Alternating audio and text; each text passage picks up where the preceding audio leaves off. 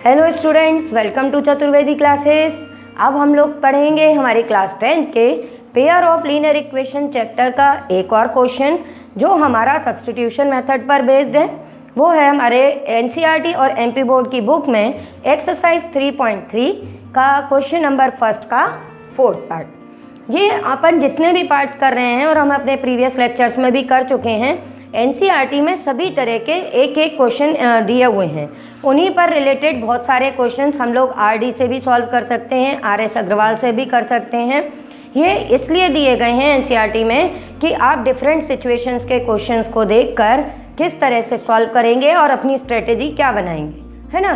तो जैसे आपने अभी क्वेश्चन पहले देखा था इसी एक्सरसाइज का एक क्वेश्चन कि वो फ्रैक्शन में था। फिर आपने एक देखा कि जिसमें अपने पास में इनफाइनाइटली मैनी सॉल्यूशंस आ रहे थे। अब इस क्वेश्चन को देख के जनरली क्या लग रहा है, ये क्वेश्चन कैसे करेंगे, इसमें तो पूरे में डेसिमल आ रहा है, तो ये थोड़ा सा लेंदी होगा, इसकी कैलकुलेशन में प्रॉब्लम आएगी। कुछ लोगों को डेसिमल सॉल्व करने में प्रॉब्लम भी आती है ना। नहीं, अब इस क्वेश्चन को अगर ध्यान से देखो तो इसमें क्या दिख रहा है बेटा कि जितने भी हमारे पास में कोफिशिएंट और कांस्टेंट टर्म हैं सभी कैसे हैं, सभी के सभी में डेसिमल 1 प्लेस के बाद में दिख रहा है। यानी कि इन सभी में अगर मैं डेसिमल को रिमूव करना चाहूँ तो इजीली रिमूव कर सकती हूँ। क्या करना होगा उसके लिए, मुझे केवल अगर मैं इक्वेशन फर्स्ट और सेकंड को 10 से मल्टीप्लाई कर दूँ तो इन सभी के डेसिमल हट जाएंगे और फिर ये नॉर्मल वही इक्वेशन हो जाएगी जैसे अपने फर्स्ट पार्ट की थी। आपको बात समझ में आ रही है? चलो अब हम करके देख लेते हैं जिससे आपको अच्छे से समझ में आ जाए, ठीक है।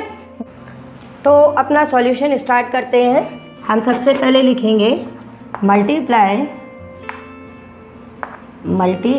ये यहाँ प्लस है,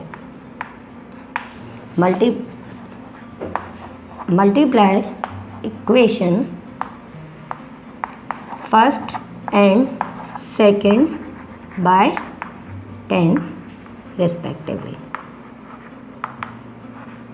ठीक है, सबसे पहले जो मैंने बोला अभी वो काम अपन स्टार्ट कर रहे हैं। फर्स्ट एंड सेकंड को 10 से मल्टीप्लाई करेंगे तो आपको समझ में आ गया ना कि ये 10 से मल्टीप्लाई करेंगे तो डेसिमल एक प्लेस आगे शिफ्ट हो जाएगा। आगे शिफ्ट हो जाएगा तो ये हो जाएगा अपना 2x plus 3y is equal to 13 और ये हो गया आपका 4x plus 5y is equal to 23। अब कैसा दिख रहा है, ये क्वेश्चंस बहुत इजी दिख रही है ना, बिल्कुल वैसी ही जैसे हमने क्वेश्चन फर्स्ट पार्ट में की थी। बस अब क्योंकि 10 से मल्टीप्लाई किया है तो इन रिजल्ट्स को एक और नाम लिख दो। ये आ गया 3 और 4, है ना। तो अब हमने ये 3 और 4 बना ली। अब आप किसी भी इक्वेशन से x की वैल्यू फाइंड कर लो। मान लो कि हमने किया कि फ्रॉम इक्वेशन थर्ड, तो थर्ड इक्वेशन लिख ली हमने। ये है हमारी 3y is equal to 13।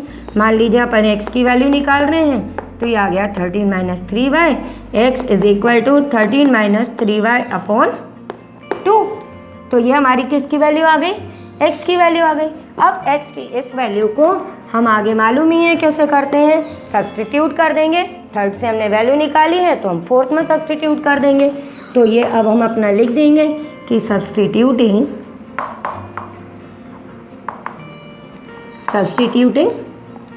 Value of x in equation fourth we get. अब हमने फोर्थ में वैल्यू डाली, यहाँ से x की वैल्यू लेके फोर्थ में, तो ये हमारी क्या हो जाएगी 4 multiplied by 13 minus 3y upon 2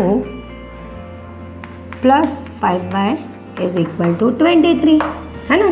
तो ये कैंसिल किया, ये आपके पास में आ गया 2, 13 minus 3y plus 5y is equal to 23।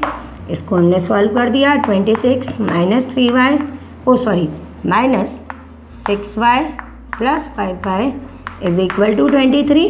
तो ये minus y is equal to 23 minus 26 और ये आपका आ गया -3। कैंसिल किया, लीजिए y का आंसर आ गया।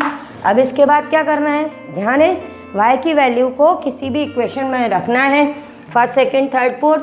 तो मुझे इजी लग रहा है कि मैं थर्ड में रख दूं तो मैं थर्ड में रख रही हूँ, आप जिसमें रखना चाहो उसमें रख देना। यहाँ लिखेंगे सब्स्टिट्यूटिंग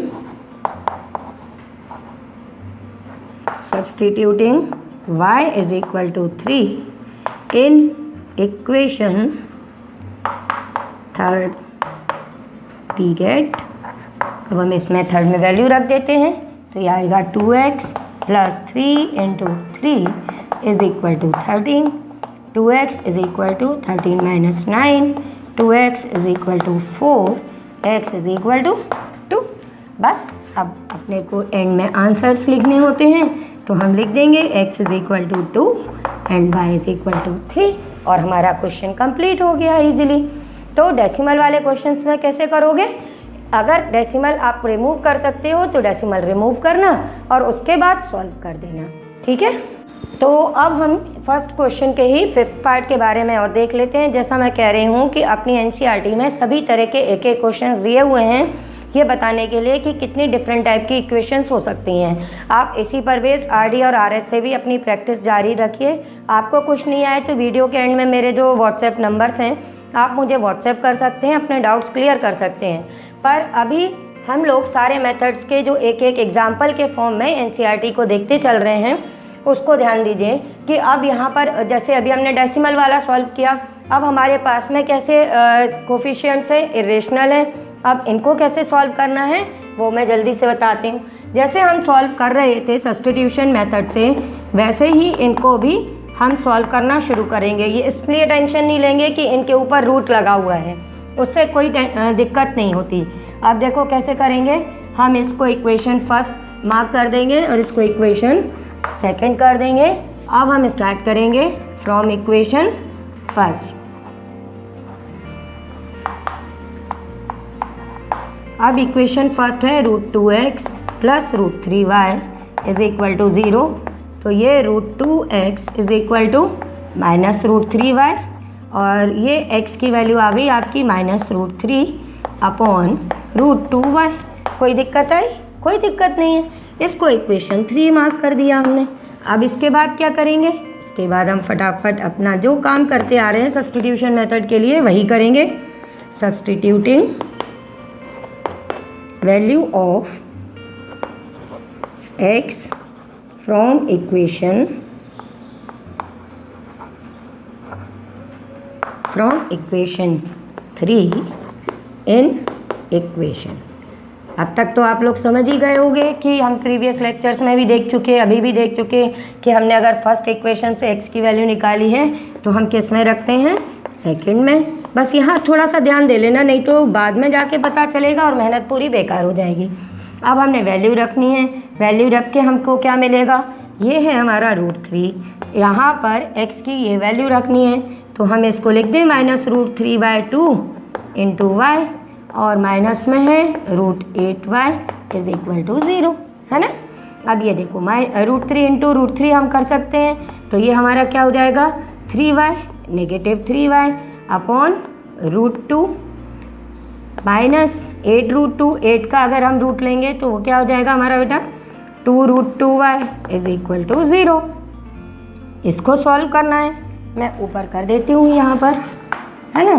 तो ये हमारे पास में आ जाएगा आपका माइनस 3y, एलसीएम ले लेते हैं √2 तो ये आपका हो जाएगा √4y is equal to 0 minus 7y is equal to 0 into √2 0। तो y की वैल्यू क्या आ गई 0 डिवाइडेड बाय -7, y मिल गया अपने को 0। कोई दिक्कत भी नहीं आई, y की वैल्यू निकल आई। अब इसको हम रख देंगे किस में, किसी भी इक्वेशन में आप तो हम रख सकते हैं। Substituting value of y in equation. हमें इजी कहाँ लगता है रखने में, थर्ड में, तो हम इक्वेशन थर्ड में रख देंगे। वी गेट, अब यहाँ वैल्यू रखी हमने तो x आ गया माइनस √3 अपॉन √2 इंटू वाई की वैल्यू 0, x आ गया 0। बस जैसे हमने सॉल्व कर रहे थे सेम वे में सॉल्व कर दिया और अपने आंसर लिख दिए, कोई कुछ एक्स्ट्रा किया ही नहीं है, ठीक है।